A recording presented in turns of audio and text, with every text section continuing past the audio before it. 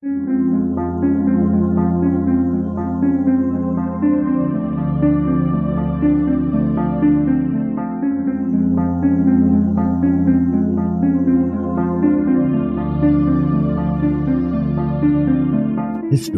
tells the story of the world and of our lives. Sometimes that history goes bump in the night.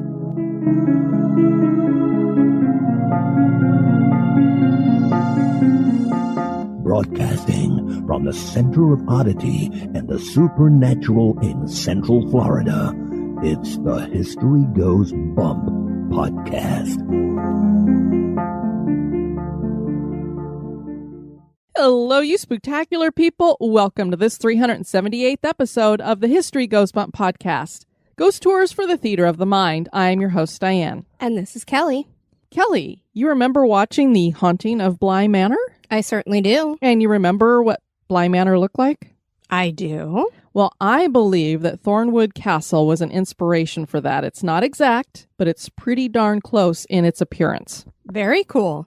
And it just so happens that this Thornwood Castle has appeared in other horror movies or miniseries, and it is haunted, supposedly. Excellent.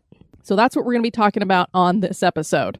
Before we get into that, we want to welcome into the spectacular crew Gary, Kelsey, Sarah with an H, Glenn, Kate with a K, Sammy with a Y, Brandy, Jeremy, Debbie M, and Debbie G, Mary, Leslie, and someone with my favorite name, Diane. There's no ego behind that. Welcome to the crew, you guys. And now, this moment in Oddity.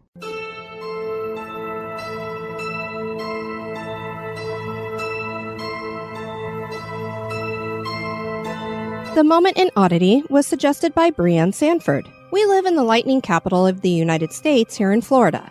We've even had a scary incident in which one of my managers, whom also is a neighbor that lives a couple of blocks away, had his house struck by lightning. The bolt went through the roof and hit his son's bed, whom thankfully was not in bed at the time. It was a reminder of how dangerous lightning can be, but your chances of being hit by lightning is about 1 in 500,000, unless you are William Cosper. Then you might be hit more than once, and even have issues in the afterlife. Cosper was born in 1844 and died in 1919 at the age of 75. In that year, he was struck by lightning while standing on his front porch. He was injured, but survived. After recovering, he went home and more than likely stayed off the front porch. That wouldn't save him from being struck again.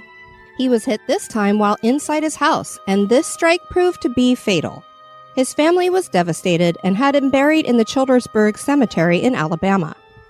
The darn lightning would not leave Cosper to rest in peace. His headstone was hit and destroyed by lightning. The family pooled their funds and had another tombstone made. And guess what? Yep, the headstone was struck by lightning and destroyed again. The family couldn't afford to replace it, so it still sits in bits to this day. Being struck by lightning 4 times, twice while in the grave, certainly is odd.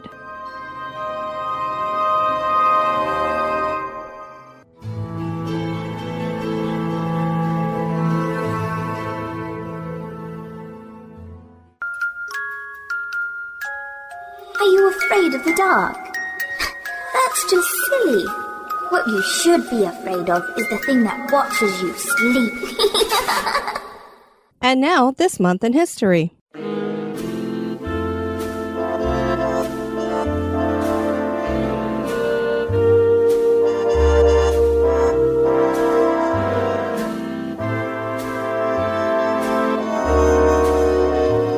In the month of March, on the 16th in 1926, the first liquid-fueled rocket successfully launches.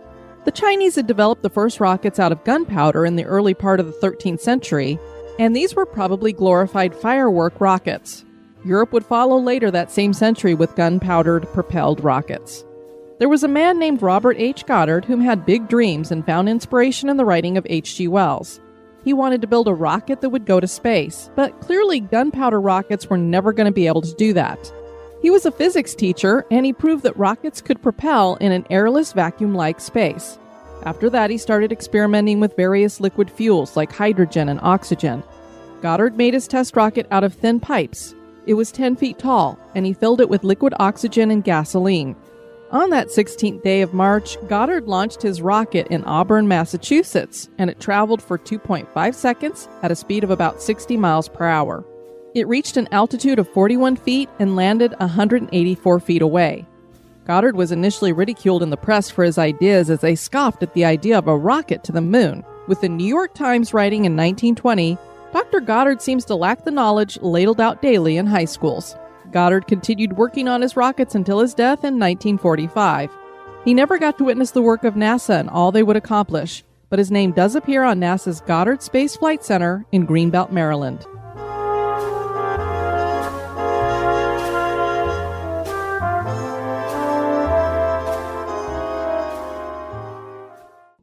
Thornewood Castle is located in Lakewood, Washington. The English Tudor Gothic mansion is the only private castle on the West Coast and is known as the house that love built. The property and castle are so gorgeous that they have become a popular venue for weddings and have been featured in several films and series, including Stephen King's Rose Red. Which makes us wonder, is the castle really haunted? The answer seems to be yes. Join us as we explore the history and hauntings of Thornewood Castle.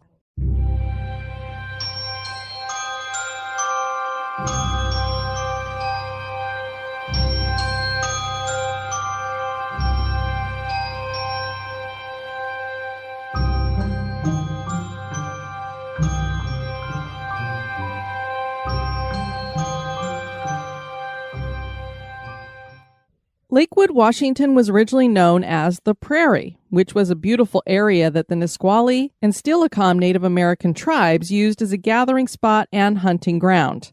Before long, settlers and trappers arrived in the area, and the Hudson Bay Company built a fur trading post here known as Fort Nisqually in 1833.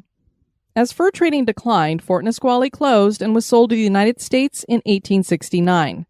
Uprisings between settlers and the Native Americans occurred throughout these years where you had the fort and settlers were building their farms, and the Nisqually chief Leshchi would be wrongly accused of murder and hanged in 1858. Several mills would be built in the prairie along with a schoolhouse, and the western terminus of the Northern Pacific Railway would make its way to nearby Tacoma. Homes would eventually erase the prairie, and many estates would be built along the shorelines of the lakes that remained. One of those stately manors would be the Thorne Mansion. The Thorne Mansion would be named for the man who had built it, Chester Thorne. Chester had been born in New York City to Edwin and Charlotte Thorne in 1863. The Thorne family went back to 1645 when William Thorne settled on Long Island. Chester's father worked in the leather trade, but Chester had set his sights on other things. He went into civil engineering, getting his initial training at a military school in Poughkeepsie, New York, and then he attended Yale. His first big job was with the Missouri Pacific Railway. He eventually moved to Tacoma in 1890 and got involved with the National Bank of Commerce and later became its president. The Panic of 1893 took many people and banks down. But Thorne had such good financial prowess, he kept the bank stable and eventually it flourished again. He co-founded the Port of Tacoma and became involved with a variety of Pacific Northwest companies through the years, from Pacific Alaska Navigation Company to Tacoma Savings Bank and Trust Company to Alaska Pacific Steamship Company to Pacific Cold Storage Company, and even helped in the development of Rainier National Park. Chester had pushed to have Mount Rainier named Mount Tacoma. He became the first president of Rainier National Park Company. Yeah, so when you say he was a part of the founding of Tacoma and its growth, yeah, he had his fingers in just about everything. Certainly looks that way. A few years before moving to Tacoma, Chester married Anna Hoxie in New York City. The couple would have 4 children, a son named Edwin and 3 daughters, Charlotte, Anita, and Patricia. Based on find a grave, it seems that only 1 daughter was still alive when Chester passed away. So they are going to lose 3 of their children before he passes away, and of course Anna passes away after him, so I don't know what happened with their children. I didn't get any information on that, but very sad. Only Anita's going to make it to adulthood and everything. Chester had always dreamed of having a uniquely designed country estate, and he made that dream a reality in 1908 when construction started on Thornwood Castle. The architect was Kirtland Kelsey Cutter, and the style was in the Tudor Gothic. And I don't know when they moved it from calling it the Thorne Mansion to Thornewood Castle. I think there are some people who refer to it as the Thorne Mansion because that was the family that owned it. But eventually it came to be known as Thornewood Castle, which is probably what they named it from the very beginning. But people use both names interchangeably. Sure. To make sure this estate was authentic, get a load of this, Kelly. And this is why this is like the home that love built. Chester actually purchased a 400-year-old Elizabethan manor in England and then had the whole thing dismantled and shipped across the pond. Oh, my word. Now, even crazier, you're thinking, okay, they're up in the Pacific Northwest. This is in the early 1900s. There was no Panama Canal. Oh, my gosh. So 3 ships had to make their way down the Atlantic Ocean and around Cape Horn and then up through the Pacific Ocean to Washington State. That must have been quite the harrowing journey. Why don't you just take the idea about this manor but he wanted the actual supplies and materials that were used for that too. So, and you're not going to get a lot of that, I guess, in the Pacific Northwest. And from what I remember, Cape Horn is extremely dangerous to sail around.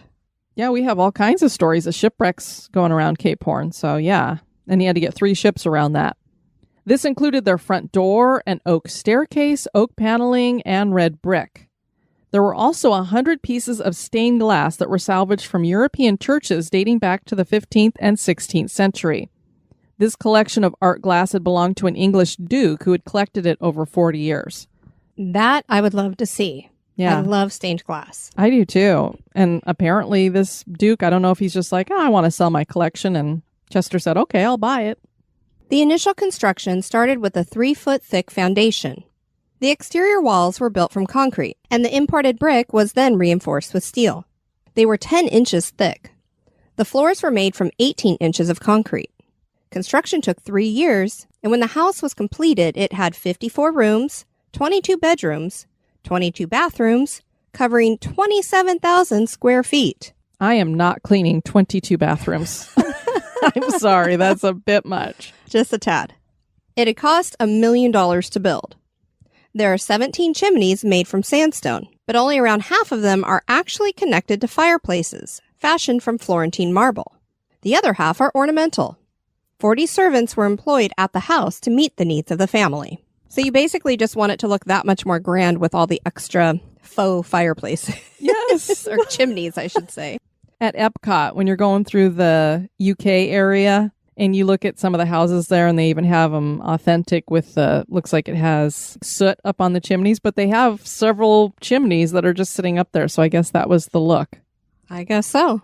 The other thing that I think is just crazy is keep in mind, I don't know when all of the children passed away, but as far as I know, the only people that lived in this house from the Thorne family are going to be Chester, Anna, and their daughter, Anita. Oh, good grief. 54 rooms, 22 bedrooms, and then a staff of 40 servants? I mean, slight overkill. Just a little. The manor was not only grand, but so were the grounds. Frederick Law Olmsted was a renowned landscape architect who designed Central Park in New York City and was credited with being the father of American landscape architecture. He must have taught his sons, the Olmsted brothers, well, because they became renowned landscape architects in their own rights, and they designed Thornwood's landscape. There were 100 acres total that made up the estate, and they would turn 37 of those acres into an English garden. Nisqually River soil was laid out over that acreage, 18 inches thick. So they just trucked in all of this really nutrient-rich soil. Wow, I bet the gardens were just beautiful. Wisteria, pillar roses, purple clematis, and climbing hydrangea were planted. Sculpted fountains and many pieces of statuary were also included. The Kingsdale hounds are part of this collection. This garden is part of the Smithsonian Institute Heritage exhibit. A special sunken garden was designed for Anna, which she dubbed her secret garden. This garden was featured in several publications. Nearly all rooms of this house had a lake view, but Anna's sitting room had a view of her garden. 28 gardeners had to be employed to keep up with the grounds, and one in particular was known as the color gardener. That person's responsibility was to coordinate color schemes according to the seasons. And if you remember watching The Haunting of Bly Manor, it had a pretty grand garden. I mean, it needed a lot of work, but it had a pretty grand garden all around it, too. This is true. 2 presidents visited the manor. Theodore Roosevelt, and William Howard Taft. Chester, or Chess as his friends called him, had left his mark on Tacoma by the time he died in 1927. The Tacoma Times wrote of him after his death. He was one of this city's best-loved men, a great leader in industrial and civic enterprises, a true friend to hundreds in all walks of life. He was the father of the Port of Tacoma, and to it he gave much of his time during the later years of his life, serving as port commissioner. Anna and Chester had been married 41 years at the time. She would continue to live another 27 years and passed away in 1954. The Thorne's daughter Anita married, and she and her husband, Cadwallader Colden Corse. His parents must have liked the letter C. And Cadwallader's name is brought to you by the letter C. What a name. I don't even know where they got Cadwallader from, but then Colden Corse. So Cadwallader Colden Corse lived at the mansion with their son and Anna. Just 3 weeks after Chester passed, Cadwallader was taken to the hospital by ambulance with a serious injury. A bullet from a rifle lodged in his head behind his right eyeball, which had to be removed. The claim was that this was an accident that occurred while he was carrying the rifle, but no one knows for sure what happened. Yeah, it just seems weird to me carrying a rifle that you would manage to shoot yourself in the head, that it would go behind your eyeball. I mean, how were you carrying that gun? I don't know. It'd be one thing if he was like cleaning it, I could see, but carrying it? I don't know. Anita shot him in the head, I know it. It is but a mystery. I watch too much true crime, especially because Anita eventually divorced Cadwallader. She hated his name, I think that was it. Must have been. And married Major General David Stone, who was building the nearby Fort Lewis. He was eventually transferred to the Panama Canal, and Anita left Thornewood Castle in 1937. Her mother, Anna, found the big house too much and too lonely, and she moved into a smaller Georgian home in Tacoma that she had built. Eventually, Anita and the general came back to Thornewood, and Anna joined them once again, and she died at the manor. When General Stone died in 1957, Anita sold the house to Harold St. John. He left the mansion on 4 acres and sold the rest of the land for 30 home sites.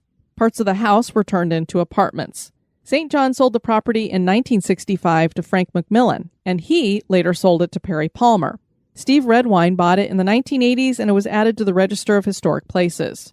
Richard and Debbie Morale bought Thornewood in 1995, and they would be the ones to bring the manor back to its former grandeur. Deanna and Wayne Robinson bought the house in 2000.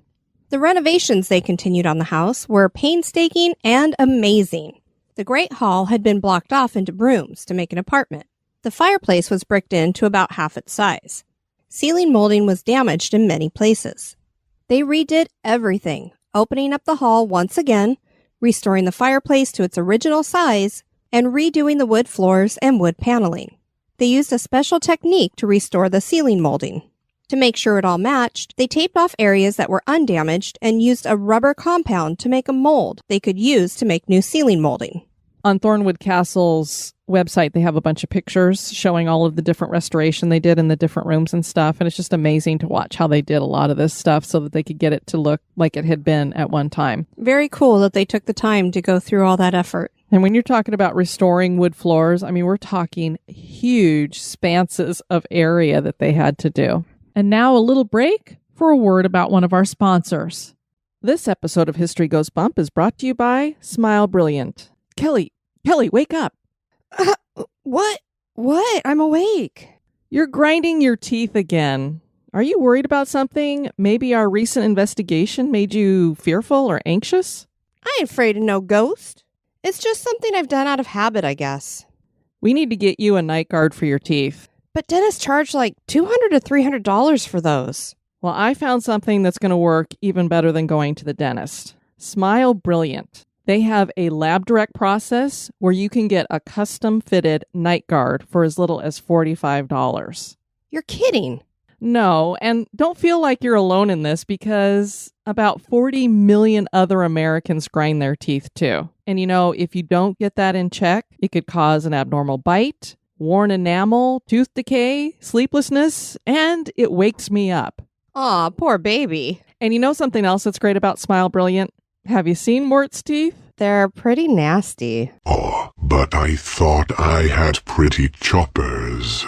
Smile Brilliant has custom-fitted teeth whitening trays as well, and a Carry Pro electric toothbrush, so I think we can get Mort in on some of this action. Very cool. I look forward to having his teeth not look so yellow. And can I use some of the whitening too? You know, the coffee really stains my teeth pretty badly. Kelly, head over to www.smilebrilliant.com and use BUMP at checkout for 30% off. That's BUMP. Once again, that's www.smilebrilliant.com and use BUMP at checkout to get 30% off. Cool. I'm actually pretty excited about this. You ain't the only one.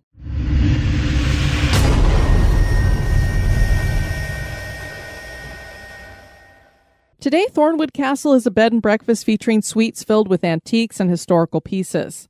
There are also vacation rentals on the property, and special events like weddings and corporate retreats are hosted here. The manor has also appeared in several movies and television series. Stephen King's Rose Red, a made-for-television movie set in Seattle, was filmed at the castle in 2001 and aired on ABC TV on January 27th, 28th, and 31st in 2002. Did you watch that? I don't believe I did. I don't really remember the storyline that well, but I do remember watching it. I'd probably have to watch some excerpts, and then I would know if I watched it or not. A lot of the restoration and construction was done for the movie, and it was paid for by the movie, so that really helped to get it to where it was at. I think this getting the Great Hall up to par, because they use that heavily in the movie, is one of the things that they helped pay for. The Robinsons have collected memorabilia from the filming, and this is all at the manor. Guests can watch their copy of Rose Red, too. The prequel to Rose Red was The Diary of Ellen Rimbauer, which was written by Ridley Pearson, and this series was filmed mainly at Thornwood Castle as well. Daniel Day-Lewis's film There Will Be Blood used exterior shots of the house. And as we mentioned, Bly Manor from the series The Haunting of Bly Manor seems to favor the castle as well, especially with its grand gardens. And this has inspired us to go down a little rabbit hole. Hello? Hello? Yes, I'm down here in the rabbit hole, and I've brought you with me. For those who don't know, The Haunting of Bly Manor was inspired by several works written by Henry James. In particular, The Turn of the Screw. James was inspired to write that story after he heard about a haunting at an estate called Hinton Ampner in Hampshire, England. There had once been a Tudor mansion that stood about 50 yards from the current structure there today. The house had acquired a sinister reputation. It seemed the guy who had once lived here, Lord Stawell, was thought to be an evil guy. After his wife died, he took her younger sister as his mistress. The two were rumored to have had a baby, but the child disappeared. The mistress died, and many said it was some kind of revenge from the dead wife or some type of karma. Lord Stawell died a year later. Shortly after that, people started reporting hearing strange sounds coming from the house. Locals also claimed to see the apparition of Lord Stawell. The Ricketts family moved into the manor in 1765. They had a few strange things happen, so they resolved that something was haunting the place. Mr. Ricketts went away for business, and the activity increased dramatically. Mary Ricketts reported hearing the swishing of a woman's dress, a disembodied shrill female voice, and then a man's voice that she found unsettling. The male and female voices would continue throughout the nights. Mary said they would start when she went to bed and continued until daybreak. She became so frightened that she asked her brother for help, and he brought a friend. The two men searched every room with pistols and found nothing, but soon they heard disembodied groans and felt unseen things pass by them. Mary's brother said the house was unfit for living in, and Mrs. Ricketts and her children fled it. By 1797, the manor was an abandoned wreck, and so it was torn down. Workers found a box full of bones and a small skull under the floor. Could this have been the baby of Lord Stawell? Was this why the place was so haunted? One can see why Henry James was inspired by the location and its stories. And thanks for joining us down this rabbit hole. But how about Thornwood Castle? Does it have stories? The answer seems to be yes, and it all starts back with the construction of the manor. Native Americans helped to construct Thornwood Castle. Just like slave builders we have talked about on previous episodes, the Native Americans had certain customs that they followed when building to help prevent bad energy or spirits from coming into a home. These Native Americans made these hanging sticks that formed the shape of a wishbone, and that is what some people call them, wishbone sticks. They placed them in various places along the foundation wall in the basement. The hope was thought that these would not only protect the thorns, but bring them good luck. It's really cool to think that despite having 5 owners, no one touched or removed those sticks. The Robinsons went so far as to host a 2004 smudging ceremony to recharge, if you will, the sticks. Raina and Bob Bearclaw conducted the ceremony. From the Thornwood Castle website, White sage and cedar are burned, and the smoke is then fanned over the object with eagle and hawk feathers. This is to cleanse, purify, and bless objects, homes, and people. It works to lift and dispel negativity and darkness, similar to lifting a burr off an animal's fur. In the same manner, we as humans sometimes allow and engage depression, negative thoughts, despair, and the weight of daily rigor to stick with us and weigh us down. This ceremony helps us to actively dislodge these encumbrances and frees us to once again allow the positive forces and light to renew our spirit. Anna Thorne loved this home, and she loved her garden. She would sit for hours at the window gazing on that secret garden. Today, Anna's former room is the bridal suite, and it has been a center of activity for years. Guests and staff have reported seeing Anna seated at the window, looking out at the garden, and they see this both inside and from the outside. A mirror that is original to the house sits in this room, and there are several people who have claimed to see Anna's reflection behind them. It's amazing how many times you hear that story of people looking in a mirror and seeing a spirit behind them. Indeed. And it always makes you wonder, is the spirit really there? Because a lot of them will turn around and it's not. So is it them inside the mirror, as we've talked before, that sometimes spirits get trapped in mirrors? So are they gazing at the mirror from behind them, or are they gazing out of the mirror at them? A man and lady have been seen on the main staircase wearing clothes from another era. The man smells of old leather and is wearing a leather outfit. The woman wears an Empire-style dress with a high waist and some garland in her hair. Could this be the Thornes? Chester is said to be seen both inside the house and on the grounds wearing riding attire. The smoking room has activity connected to the lighting, and it is in this room that they have attempted to fix the lighting to be more suitable. Owner Deanna Robinson had noticed on several occasions that when she entered the room, she would find a random light bulb unscrewed. She would screw it back in, only to find a different light bulb unscrewed. Another lamp in a different room had arms that could swing, and a guest witnessed those arms swing erratically on their own until they crashed into each other and shattered the light globes. The glass fell into a pile right under the lamp. Which is weird, because usually if you have two globes that smash together, you think the glass would go flying everywhere. Weird Washington visited the manor to interview Deanna, and they wrote, "When I visited Thornewood Castle, we talked in a side parlor. In the middle of our interview, I noticed that one of the light fixtures was not working. Sure enough, the light bulb was unscrewed, just enough to turn it off. I am reasonably certain that it was lit when we walked in. Deanna believed that this is Mr. Thorne's way of getting people's attention. He got mine." Out by the lake, the apparition of a child has been seen. It so startles guests that many rush out to grab the child before they drown, only to find that the child disappears. It's believed that this is the grandchild of a former owner who drowned in the lake. Activity seemed to pick up during the filming of Rose Red. Several scenes of the miniseries Rose Red were filmed at Thornwood, and the crew found the filming didn't go that easily, possibly due to the hauntings there. Workers reported that their tools went missing. Sometimes they'd find them again, other times not. There were odd power outages, and doors opened and closed on their own, sometimes interfering with filming certain scenes. Almost like a scene from the others, Deanna felt as though she were the ghost during an experience she had when alone in the Great Hall. The Thornes loved to host cocktail parties in this room. Deanna was reading a book in there when she suddenly heard the sounds of a cocktail party going on around her. There was the sound of music, clinking of glasses, the noise of people dancing, and disembodied conversation. It was as though she was sitting at a cocktail party hosted at her house, but she was the only one in the room. She felt unnerved as though she were the ghost. She decided to get out of the Great Hall and leave them to their party. Deanna believes that the Great Hall is more than just haunted. She thinks there's some kind of vortex in there, and that is because she saw it one night on the grand staircase. She then saw several spirits come through. That's weird. Yeah, that's just a little bit of a different type of haunting than what most people tend to experience. Yeah, and when I read her experience, I totally was seeing a scene from the others where you think you're hearing ghosts, but you're actually the ghost. So it was almost like that's what she was experiencing there for a moment. She was unnerved because obviously it's creepy to be surrounded by all this stuff that you can't see, but she also felt like she was intruding on their party, so that's one of the reasons why she left. A ghost paranormal team investigated in February of 2020. They tried various experiments and captured a couple of EVP. One features a female voice saying, "Behind you," and the other a male voice saying, "Mark," when asked what his name was. They got nothing in the Great Hall. They captured some disembodied footsteps as well. What was interesting is that they were staying in a lakeside apartment, and that is where they caught most of their evidence. Huh, that is interesting. Yeah, so there's these vacation cottages or whatnot that are away from the building, but you can still go in and access the main parts of the building too, because it's all kind of its own little complex. And that's where they got most of their stuff, was hanging out in that apartment. One guest wrote, "The hotel is beautiful. I was staying the night for a wedding. I stayed in a colonial-style room.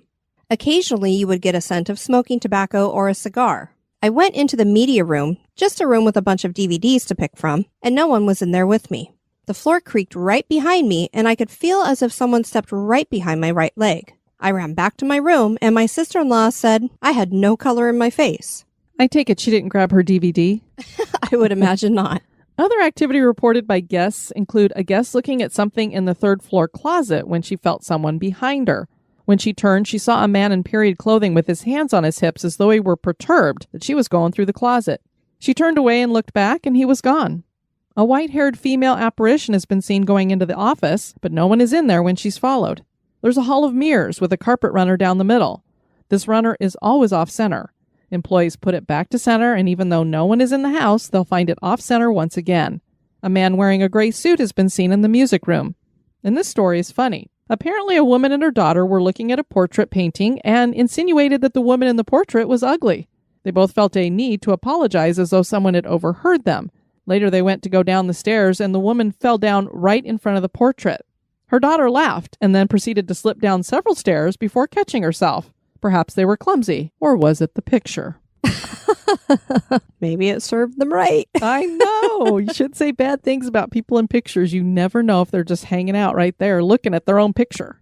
Thornwood Castle has to be one of the most beautiful manor houses we've seen, and it has the perfect creep factor to be used in any horror movie. Does it have real creeps? Is Thornwood Castle haunted? That is for you to decide. It is really a cool building. I'll make sure to get some pictures up on Instagram.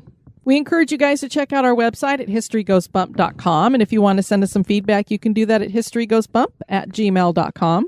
On the website, we heard from Lisa. She said, "I love your podcast. I have binge listened to all the episodes. I'm listening to episode 352, Cleveland's Millionaires Row. You were talking about how you heard someone tell you hi in a house you were cleaning. Made me think about what happened to me the other day. I was in the kitchen washing dishes, and I plain as day heard a man ask me to get the door for him. I thought it was my husband since he was outside at the grill. I said, sure, and went to the door. Nobody was there. My husband was still in the middle of the yard at the grill. Keep up the good work." Oh, wow. And it is so weird when you hear that voice because you respond to it. Right. That's how much you think you've heard it. And it's like, nope. We got an email from Cheryl. She says, "Well, I have a new listener to the podcast. My 5-year-old granddaughter, Thorne, wants to start listening to the podcast, but I'm going to have to sort which ones to allow her to listen to. Plus, she has requirements for listening. Her words, I can only listen in the daylight because I'll be scared if I listen at night." And she doesn't want a ghost hunt. She wants to help the ghosts because they don't know they're ghosts and they need to be able to go to heaven. She is determined to go to haunted locations and ghost investigations with her dad and me, but she gets scared easily by the dark and then wants to be held. So her poppy, my husband, goes with us in that capacity. I just thought it was kind of cute that she's come up with these ideas about death and ghosts. So we just want to give a big hello out to you, Thorne. Thanks so much for listening to the podcast, and good luck with helping those ghosts. I tore in. Thanks for helping the ghosts. And then Nora sent us a message over on the History Goes Bump page on Facebook. "Good evening, ladies. This morning I was listening to the podcast on the way to work. Well, it was kind of weird. So I leave my house around 2:40 a.m. to 2:50 a.m. on most mornings. I have a 34-minute drive to work every day, but I don't start work until 4 a.m. Ugh, I used to have hours like that too. Ugh. So I'm driving down the road, and just before I get on 295 South in Jacksonville, Florida, I had to stop at a red light. And that's when on the podcast, y'all had said that one of the executive producers had helped with this one, and that she had passed away just after helping. Now, what's really weird about that is that we had been talking about haunted cemeteries on one of our stereo episodes, and we brought up the story about Dana. Right. And how she had helped us with the haunted cemeteries and then passed away. So I was like, that's really weird that we were talking about that, and then we get this message from this woman. Well, that alone gave me goosebumps, as it did all of us, I think. So I was sitting at the stoplight, cussing it out, because I hate that light. I always get stopped at it. I get the green, I drive up on the highway, I was just driving like I do every day, thinking about pretty much nothing. About 5 to 8 minutes later, I have to come to a quick stop. There was a car stopped in the left-hand lane. It wasn't facing the right direction. It had been in an accident. Several other cars had to stop. I pulled over to the right-hand side, got out of my truck, and asked if anyone called 911. There was a guy standing outside the car on the phone saying, "Yeah, I'm calling now." I walk over to another car in front of me, and there's a lady standing outside of it. She was with the guy. They were okay. I asked them if they got hit, and she said no. So a few seconds later, the cops all show up. We could see an 18-wheeler off the side of the road. It was flipped over down an embankment. I got to talking to the young couple, and they said that they were heading down to SeaWorld to see family, and that they were from Virginia. They'd been driving all night. So we get to talking, and I made the comment, "I don't know if this is inappropriate, but is it weird that I was just listening to a podcast about haunting and ghosts? It's called History Goes Bump. They were talking about cemeteries in West Virginia." The couple kind of looked at each other like, okay. Well, that's when the guy said, "Oh, wow, that's kind of weird because we're paranormal investigators, and I'm a medium." Well, can I say that freaked me out? So we're waiting on the cops to come over and take our statements. I decided to go to my truck and get my coffee out of the truck. When I walked back over to the young couple, I took a sip of my coffee and realized what coffee cup it was. It was the coffee cup that I gave my mom 3 or 4 years before she passed away. That's when I realized that she was with me, and she was the one that made the stoplight red, because if I would have gotten the green light right away, I would have been the driver of the car that was hit first by a 22-year-old that was driving the wrong way on the highway. Dang. Unfortunately, the driver of the car was a 23-year-old guy, and he passed away because of the accident. The 18-wheeler ran off the highway trying to avoid the cars. The driver of the 18-wheeler was okay. She was taken to the hospital with some bad injuries. The young lady that was driving the wrong way was taken to the hospital with severe injuries, and she may not walk again. So the cops let us go. They follow me back up the road the wrong direction, which felt kind of weird. We go around and get back up onto 295 heading south. They go on their way, and I continue on to work. I get to work about an hour late, and that's fine. As I did my job, it kept playing over and over and over again in my head of what could have happened. My manager eventually told me to go home. On my way home, I had to pass back by the accident scene, and a car and the 18-wheeler and all the emergency vehicles were still there. It took over 10 hours for them to clean up that scene. So now every day that I have to go to work, it's going to play out in my head again and again, and every day I will pray for the soul of the person who passed away. Unfortunately, I wasn't able to finish listening to that podcast episode. I think I'm just going to skip over it and go to the next one. Sorry, ladies. LOL. Perfectly understandable. Yeah, we totally get that.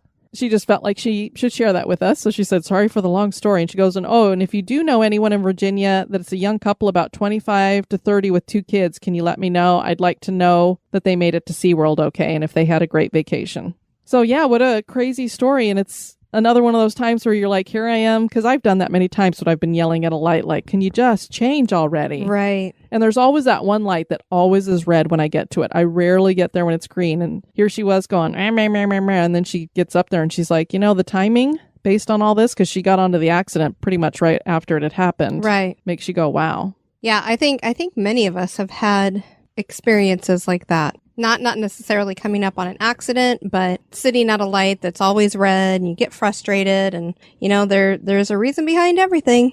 Exactly. I'm a firm believer. Want to remind you guys that we are hosting a live show in St. Augustine, Florida on September 18th. You can get more information on that over on Facebook, both in the Hillbilly Horror Stories group and also the Spooktacular Crew. We have it up at the very top. Or if you go to Eventbrite and you search Hillbilly Horror Stories and History Goes Bump, I'm sure it'll come up in the search for you as well. We're about a third sold out on that. And then we also are hosting a ghost hunt at the St. Augustine Lighthouse the night before on Friday, September 17th from 11 p.m. to 1 a.m. We have 30 spots available for that. $45 is the cost, so it's very reasonable. We already have 13 spots filled, so if you haven't gotten on that, you're going to want to do that if you want to do that with us. Kelly, we've been having a lot of fun with our stereos, and we absolutely adore our executive producers. We're always trying to think of ways that we can give them more stuff. So if you've ever been thinking about joining up at Patreon, starting at the $2 and above level, you're not only going to get one bonus episode every single month, but we're putting a lot of the stereos up over there as well. So you're going to get those. Plus you get the regular episodes a day early and without ads. And if you're at the $3 and above level, you get 2 bonus episodes a month, and the $5 and above gets 4 bonus episodes, or if there's 5 Mondays in a month, you get 5 of them. Yeah, I sure hope that those that enjoy the show do consider joining Patreon. Not only is there a ton of bonus content for you to enjoy, but it really does help us keep this going. You can get more information on that by going over to the website and clicking on the Support the Show tab. I want to thank you guys for tuning in to this episode. I've been your host, Diane. And this has been Kelly. You take care now. Bye-bye. This episode has been brought to you by our executive producers. Dispatches from the Grave Digger. We want to welcome back into the cemetery Preston Headley. We're going to be burying you under a chest tomb. And welcome to Mark Leon Vining. We're going to be putting you in a chest tomb as well. And then Kate Paja and Jeannie Nolan. Both of you are going to be buried in garden crypts. And in 3 months, you'll have HGB logo mugs coming out to you. Awesome. Thank you so much for supporting the show, you guys. We really appreciate it. And this episode was also brought to you by Smile Brilliant. Head over to smilebrilliant.com, enter code BUMP for 30% off. Want to keep the spooks away? Give us a review.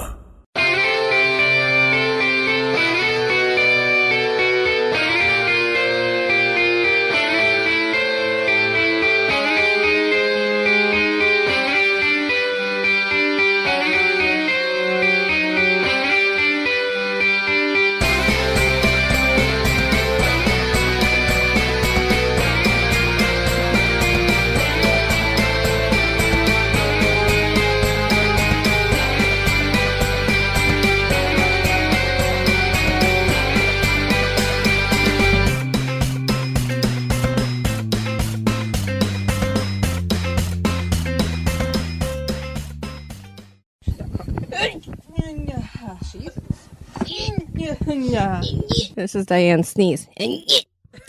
Because God forbid you actually expel any air or anything. And these were probably glorified fire rock. Fire rock. On that 16th day of March, Goddard launched his rocker. His rocker! He's off his rocker. The English Tudor Gothic mansion. Here we go. And Steelicom Native American troops used... Troops? Native American troops? Oil? Don't know where I'm going with that one. But Thorne had such good financial prowess. Marriage. Marriage. I can't talk. That got me. The exterior walls were built from concrete. Concrete. It's concrete. The manor was not only ground. The manor was ground. Look at how ground it is. The smoking room has activity connected to the lightning.